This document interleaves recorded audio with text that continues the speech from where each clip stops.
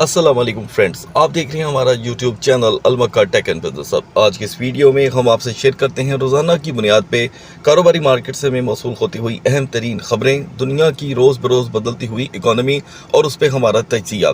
तो दोस्तों, मार्केट में पिछले 3 दिन से ट्रम्प से रिलेटेड प्रोजेक्ट और इनकी हेल्थ के बारे में रूमर्स का सिलसिला यहाँ पर थम नहीं पा रहा। और आज एक बड़ी खबर मैं आपके साथ शेयर करूँगा, वो भी यहाँ पर इंटरनेशनल दोस्तों अफेयर्स के साथ जाके जुड़ती है। मज़ीद मालूमात आगे चल करके और उसके बाद मार्केट का रुख। ऐसे में दोस्तों आपने क्या करना है, वीडियो को करना है लाइक, चैनल को करना है सब्सक्राइब।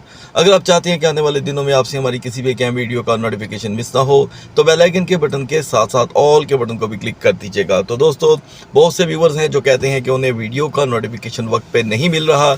मेरी आपसे रिक्वेस्ट है कि जिन्हें वक्त पे मिल जाता है, अगर वो लाइक कर देंगे तो ऑटोमेटिकली यूट्यूब पे चाहे जितनी मर्जी ट्रैफिक हो उनको नोटिफिकेशन भी पहुंच जाएगा। तो ये दोस्तों एक आपकी ड्यूटी होती है, इसे पूरी तरह निभा लिया करें। और आज है कारोबारी हफ्ते का दूसरा दिन, अहम दिन। यूँ तो दोस्तों हमने कल बाकायदा तौर पे एक छुट्टी का सामना किया था। अभी के लिए फ़िलहाल हम यहाँ पर देख रहे हैं कि ट्रम्प प्रोजेक्ट को बहुत ज़्यादा तनकीद का सामना हो रहा है। ठीक है, जैसे कि मैंने आपको कल की वीडियो में भी बताया, कल सुबह की वीडियो में भी, कि इनके 2 प्रोजेक्ट मागा, उसके बाद ट्रम्प अपने ऑल टाइम हाई के बाद काफ़ी ज़्यादा ज़मीन पे आने की वजह से WLFI को ज़्यादा पजीराई नहीं मिल सकी। 30% डिप की बातें हो रही हैं। हालांकि बहुत से ऑडियंस ने कल शिकवा किया कि आपने इसके बारे में कोई सेपरेट वीडियो ही नहीं बनाई। दोस्तों, यही एक वजह है सेपरेट वीडियो ना बनाने की कि इसमें हमें कोई चाम दिखाई नहीं दिया, इसलिए कि पहले 2 प्रोजेक्ट सूखने पड़े हुए हैं और अब ये तीसरा भी सूखने पड़ गया है।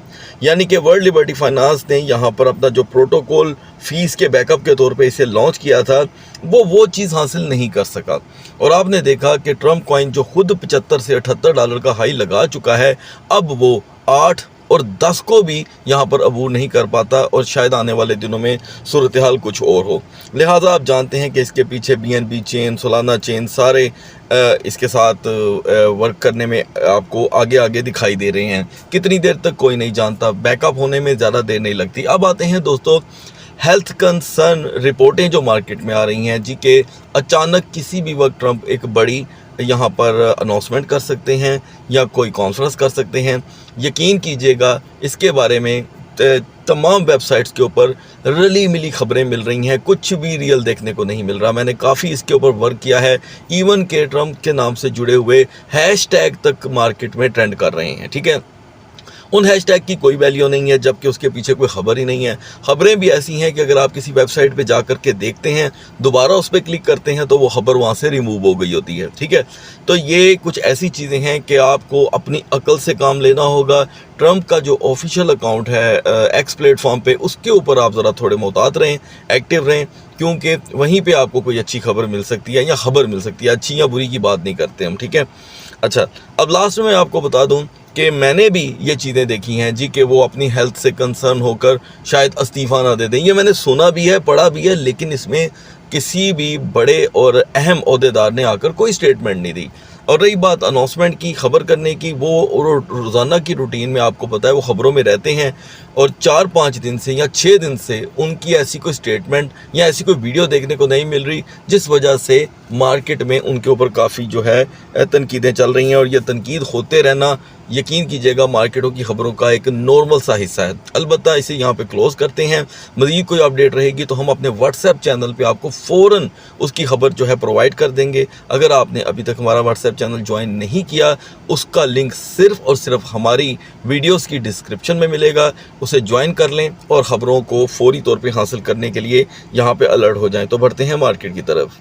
तो दोस्तों, एक तरह से कारोबारी हफ्ते के जो ऑफिशियली दिन का आगाज़ है वो आज हुआ है। ठीक है, हमने कैपिटलाइजेशन में एक अच्छा इजाफा देखा है। ये इतना भी अच्छा नहीं है कि इसके ऊपर बहस की जाए, लेकिन चलें आगे बढ़ने के लिए काफ़ी है। और अगर हम यहाँ पर डोमिनेंस को देखें तो उसमें 0.20% की कमी हुई है और दूसरी तरफ WLF टोकन जो है 12.60% तक और गिर गया है, यानी कि गिरने का सिलसिला जारी है। BTC इस वक्त दोस्तों ट्रेंड कर रहा है। BTC ने आज 1,10,000 की रेजिस्टेंस अपनाई। मजीद अगले 12 घंटों में क्या सूरत हाल पैदा हो सकती है, इस पे हम अपना तजिया आपके साथ शेयर करने की कोशिश करेंगे। आगे बढ़ने से पहले मैं आपको बता दूं कि दोस्तों हमारी वीडियो में आपको प्रोवाइड की गई सारी इंफॉर्मेशन मार्केट की खबरों और टेक्निकल एनालिसिस को देखने के बाद की जाती हैं। कोई भी न्यूज़ और कोई भी टेक्निकल एनालिसिस आपके लिए फाइनेंशियल एडवाइस नहीं है।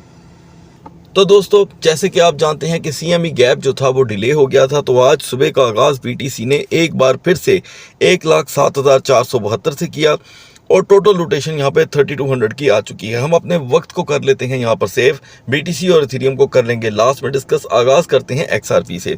मैंने मिडनाइट में दोस्तों आपको अपडेट कर दिया था कि मुझे डाउट हो रहा है कि XRP फिर से यहाँ पे 2.70 तक अपनी सपोर्ट बना सकता है। तो दिन का आगाज़ XRP ने 2.69 से किया, अब हाई लगाकर क्या है 2.81 का। तो ये सूरत हाल ज़्यादा चेंज होती मुझे दिखाई नहीं दे रही।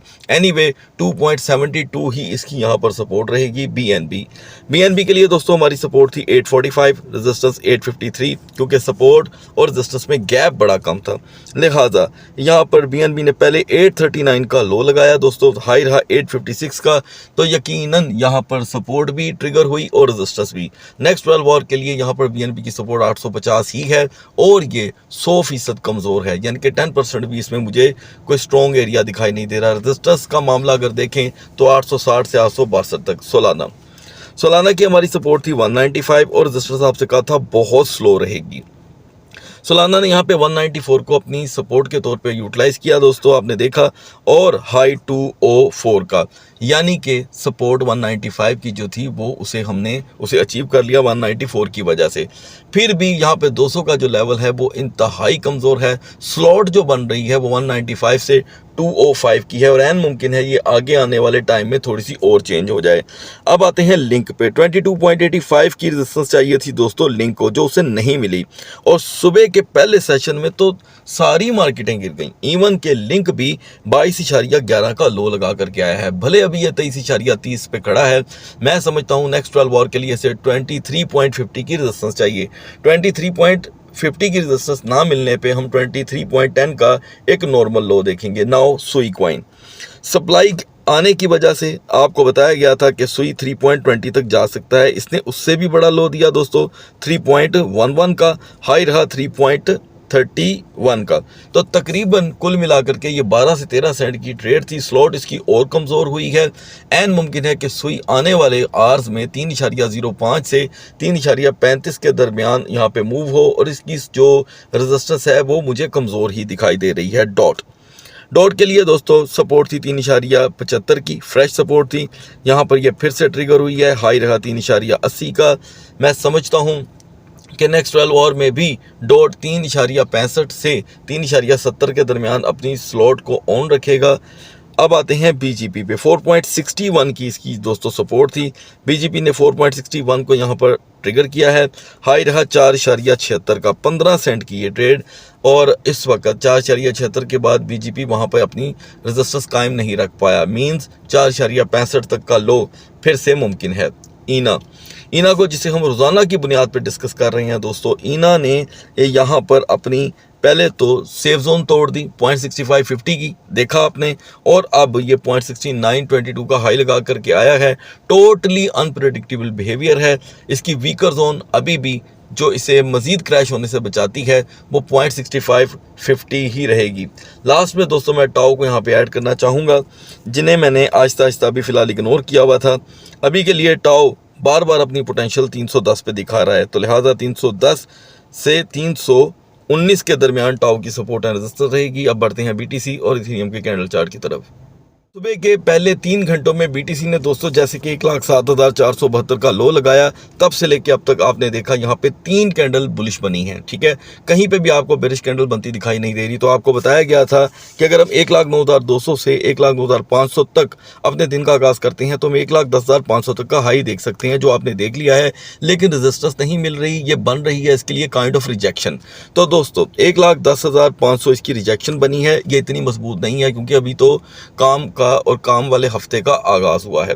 एनीवे हम इससे निचले लेवल पे रहते हैं 1,09,800 500 पे, तो फिर डाउन मोमेंटम के चांस बन जाएंगे यहाँ पे 30 से 35%।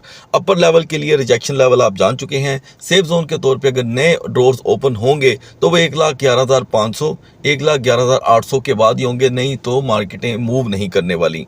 हेल्पफुल के तौर पर यहाँ पे टोकन रहेगा दोस्तों टाओ और लिंक। बढ़ते हैं इथेरियम के कैंडल चार्ट की तरफ। दूसरी तरफ दोस्तों इथीरियम ने भी तकरीबन वही किया। हम मिड नाइट में 4353 पे थे। आपको बताया गया था कि 4390 4390 एक सेफ जोन होगी जो इसे दरकार है।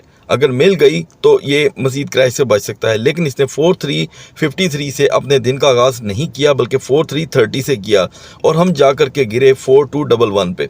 4211 का डिप लगाकर दोबारा 4416 का हाई। तो ये कुल मिलाकर दोस्तों 195 की रोटेशन थी, जबकि मैं आपको अपडेट कर रहा था कि 150 तक की रोटेशन रहेगी। अभी यहाँ पर एक बिग बेरिश के बाद एक बाकायदा 3 पुल की तरह कैंडल बनी है। लिटिल अप मोमेंटम है सेकंड ट्रेडिंग सेशन के लिए। 4390 बहुत ही ज़बरदस्त लेवल है। 4390 से सेकंड ट्रेडिंग सेशन का आगाज़ इथीरियम को फिर से 4430 4450 की तरफ लेके जाता है, लेकिन 4350 की तरफ झुकाओ 45 मिनट की कैंडल का ब्रेकेज लेवल इसे दोबारा 4310 पर ले जाएगा। हेल्पफुल के तौर पे यहाँ पर जो टोकन कामयाब रहेंगे उसमें अभी भी सोई है, HNT है और BGP है। सो गाइस अगली वीडियो तक अल्लाह हाफिज़।